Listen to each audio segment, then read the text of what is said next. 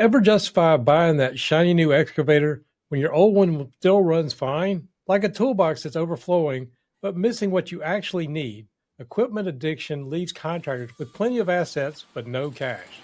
Today, we're staging an intervention about your equipment addiction. We'll share how one contractor filled his yard with impressive machinery only to lose everything in bankruptcy. You'll learn how to break the equipment buying cycle and build a strategic approach that keeps money in your pocket instead of tied up in depreciating assets. This is the Contractor Success Forum. I'm Wade Carpenter with Carpenter Company CPAs, alongside Stephen Brown from McDaniel Whitley Bonding and Insurance.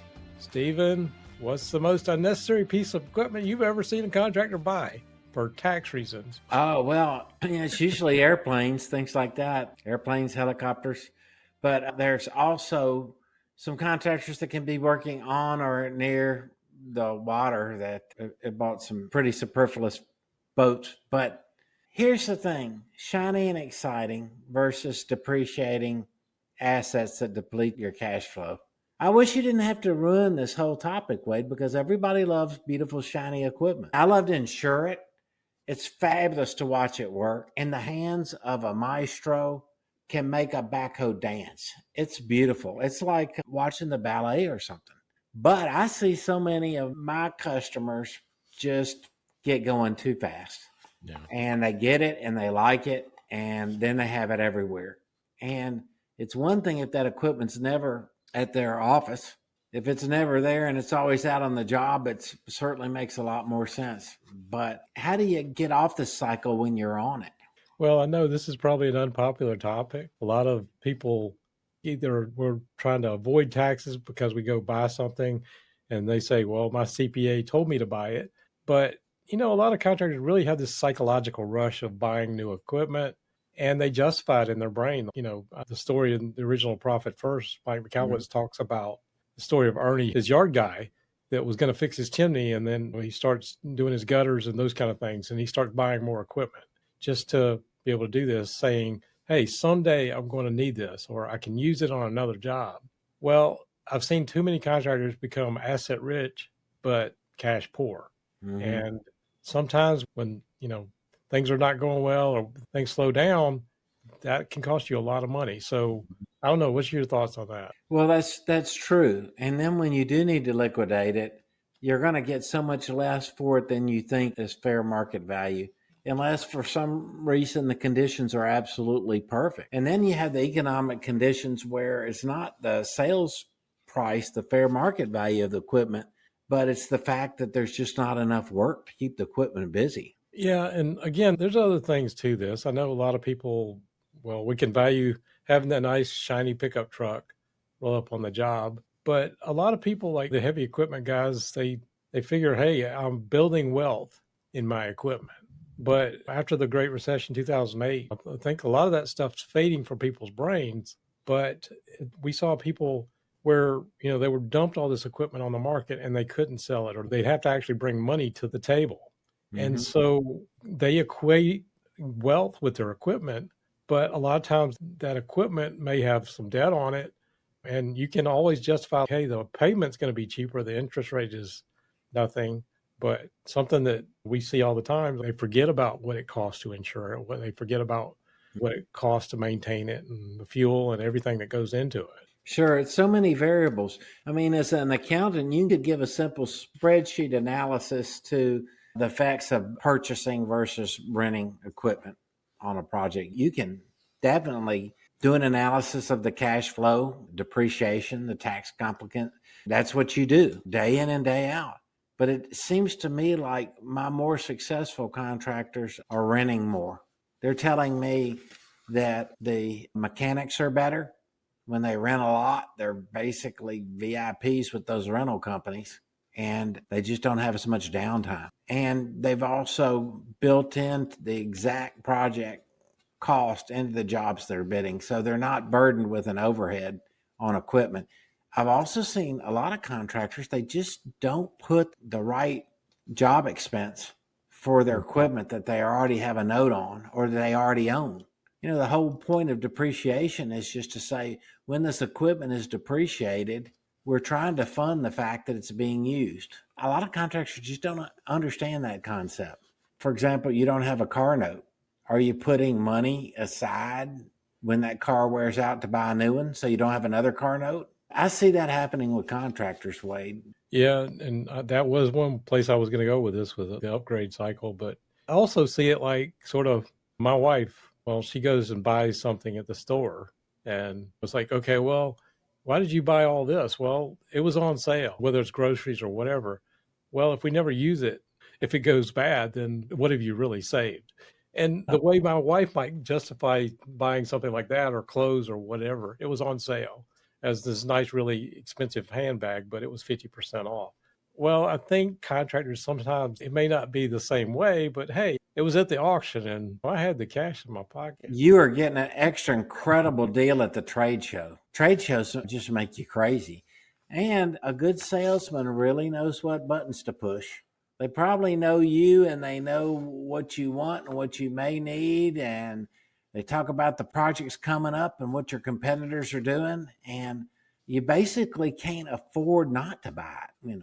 There's several signs that you may have these equipment addictions, and there's time and place for it. You do need some equipment, depending on the type of construction you do. You need something to do the job. But I guess what I'm hoping people take away from today is like, do we really truly need this? What is it truly costing us? And I'm working with a contractor out in the Midwest right now. They have 3 more trucks than they have people. And well, somebody may need to go somewhere or something like that. You don't really need the trucks. So why are you buying it? Well, I needed a deduction. Well, why are you so far underwater? You haven't turned a profit in 5 years. Where I'm going with this is what is the true cost of owning these things? Beyond that sticker price, the maintenance, insurance, all these things that go into it. And what does it really cost? You actually brought this up beforehand, was the utilization, but what are your thoughts on that? I don't know. You're in debt to buy something, okay? Now, everyone on this planet needs to be in debt to buy something at some point in their lives. And in the construction industry, it is certainly normal and practical to purchase equipment you get a good deal on, that you know how to service, that you feel good about and is available and ready to go and use it every day. I think of a lot of specialty subcontractors. It certainly makes sense. And also, you may not have the kind of clout to be able to get all the rental equipment you need when you need it, or with the right attachments that you need. So there are reasons for it. And we're not saying there aren't. But you're right, Wade. There's just a lot of times that contractors go through a stage where they're just buying a lot of equipment. And almost all of them will tell you later they wish they hadn't have. They really do. Because next thing you know, you're building bigger barns, maintenance sheds, you're hiring more mechanics, you're taking on extra costs just to have a lot of equipment. And your equipment, you want it to be a reflection of you and your company. When you have nice, beautiful, sparkly, clean, great, gorgeous, state of the art equipment out on a job site, it makes you look good. I get that. But you can rent the same stuff that's just as sparkly. I'm just saying how you amortize that and can utilize the actual cost in bidding your work and in the projects that you already have in the work at the time you're trying to decide whether to buy or rent is just something I don't know. I would say call you, Wade. Well, utilization rates, there's several ways you can calculate it, depending on what you're talking about. Are you talking about an excavator or a bulldozer or whatever it is? Too many people, okay, when they're buying it, they think about here's just the payment. I just got to cover this payment. And it's so much cheaper than renting that equipment. But renting the equipment is like keeping up with the overhead as far as the maintenance on it, those kind of things. You don't have to worry about it. But you may still have that cost, but you can't use it in the winter or whatever it is if you don't have work 3 months out of the year.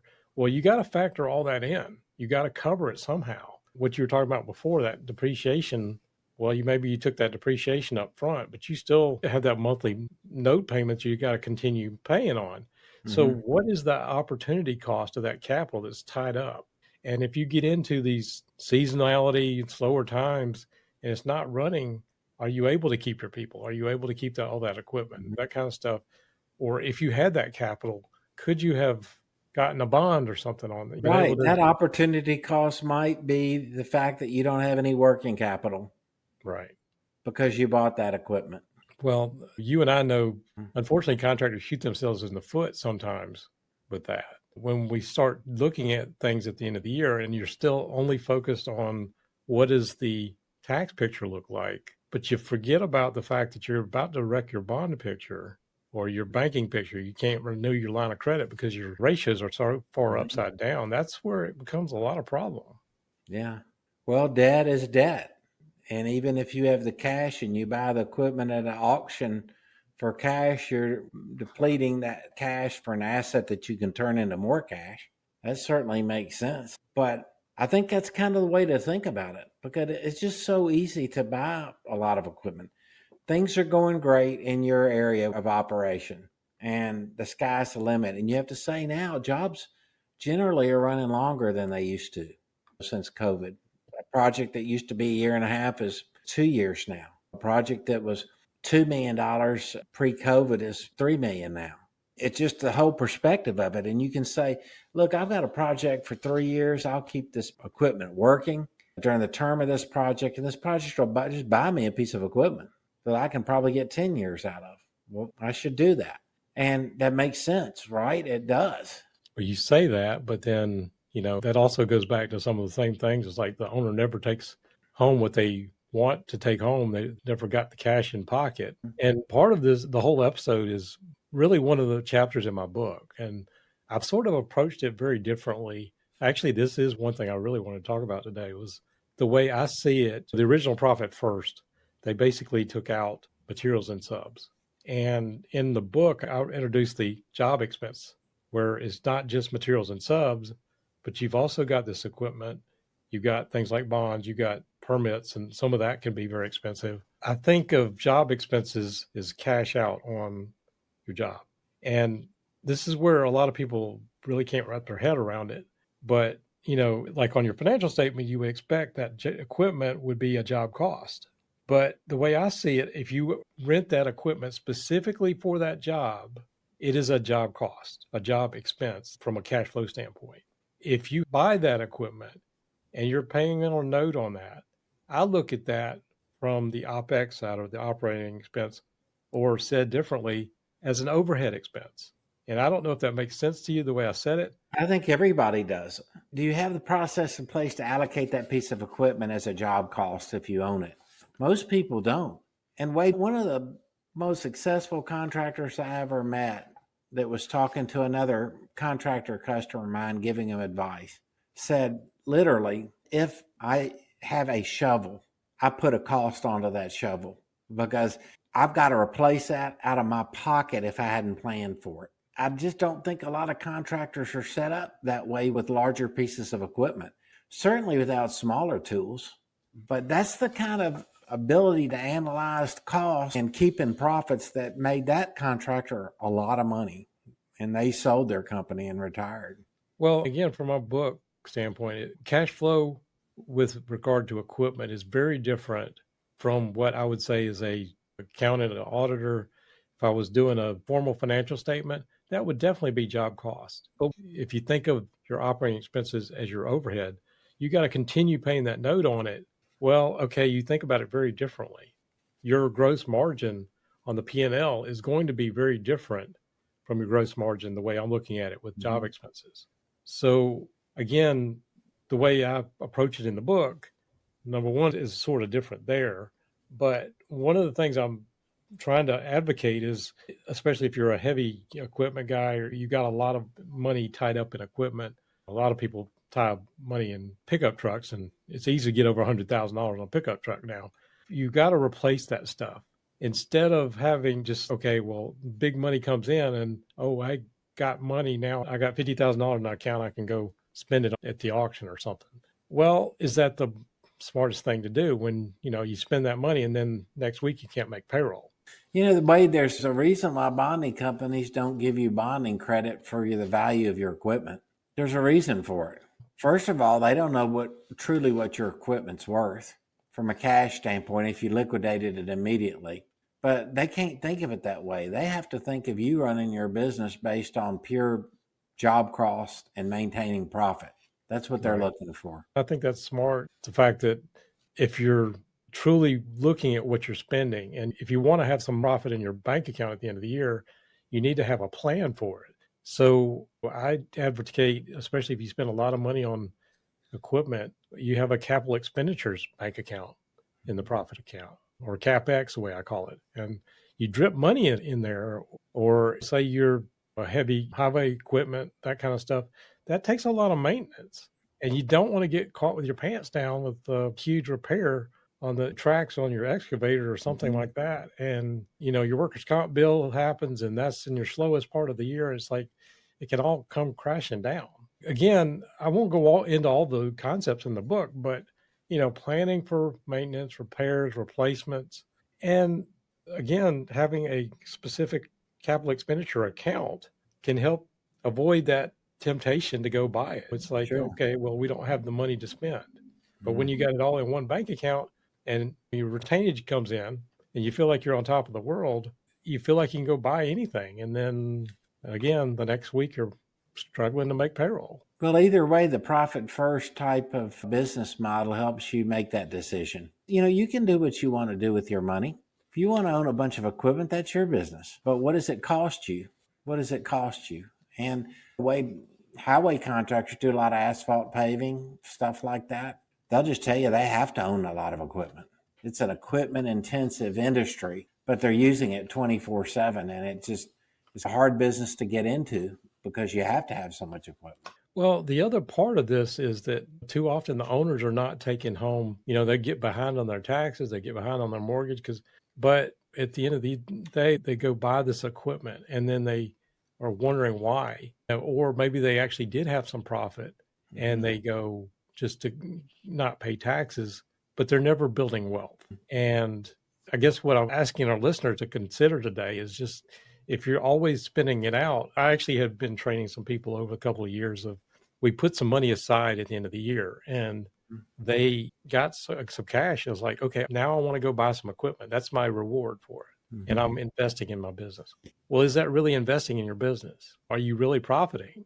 Because you just took it and you reinvest. Okay, well, you reinvested it and you keep saying someday I'm going to be able to take home a real paycheck, but you've never got the reserves built up. You can't get the bonding capacity you need. Those kind of things. That's what I want you to think about. You're eventually going to get to the point where you've got enough capital to operate your business as efficiently as you want to be and to grow it or to deal with economic downturns. And then that's the point where you can take a lot of money out of the company. And we've talked about that lots of times. It's kind of the theory of when you're at the casino shooting craps. You decide how much you're willing to lose. And if you lose it, you go home. If you double your money, you put it in your pocket, and everything else is just monopoly money. That's fun. Well, it's the same with the construction company. You've figured out how much you're going to risk, and you've got enough capital in there to fund the operations of your company to continue to make more capital and more profit for you. Then it's time to take your money off the table. Yeah, but again, I see too often they still never take home what they should. And I guess let's kind of move on to like if you're an equipment addict, let's create a recovery plan if we will. So how do we do that? Just throwing a few things out. I guess the first thing to be it was just stop buying it. But how do I do that? I'm an addict, Wade. I can't stop. Well, yeah. I mean, you go figure out part where we're going with this is like figuring out whether you need it or not. Right. But, just go do an equipment audit. Do you really need that equipment? Do you have equipment that's sitting there not being utilized? Should you sell off those underutilized instead of getting caught with your pants down and everything broke down and you got all of a sudden got to go buy something new? Well, start putting aside money, equipment replacement schedule, and Mm-hmm. dripping money in there so that you've got it. You got your down payment when you need it. Right. If you're renting the equipment versus buying equipment, well, think about that rental place and what it would cost you when you're bidding your jobs. Just use those same type of equipment costs, top that into your bid. And the other part is, I do think it's an emotional attachment for some people. I've seen contractors with yards full of equipment that's just collecting rust and that kind of stuff. So again, it's a catch 22. Do you really need it? And I'm not trying to I don't know if we're going to turn off some of our contractors because I know they love their equipment. It's an asset. If it's turning money for you, then that's what it's supposed to be doing. So hopefully that made a little sense. Yeah. I think your main point is a really good one. Are you taking profit out of your company? What's keeping you from taking profit out of your company right now, today? Is it equipment or is it something else? Because that's the name of the game, is to take profit out of your company.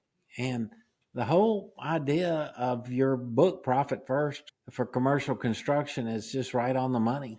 It helps you in every aspect of running your business. It helps you think about how to take money out of your company. How's the best way to do it? How's the best way to plan for it? What are the pitfalls that keep you from doing that?